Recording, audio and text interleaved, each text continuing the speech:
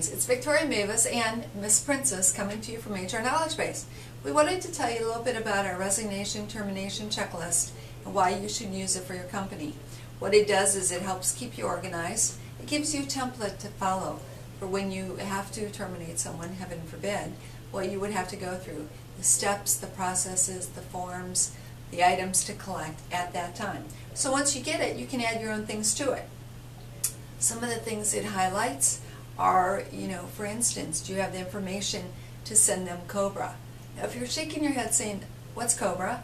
You don't have to worry about it unless you have over 20 employees. If you do and you don't know what COBRA is, call me.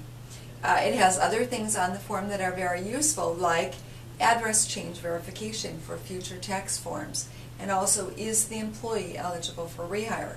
So I really recommend that if you don't have your own checklist, you use ours as an easy way to get organized, especially if you have other supervisors or departments that are responsible for processing.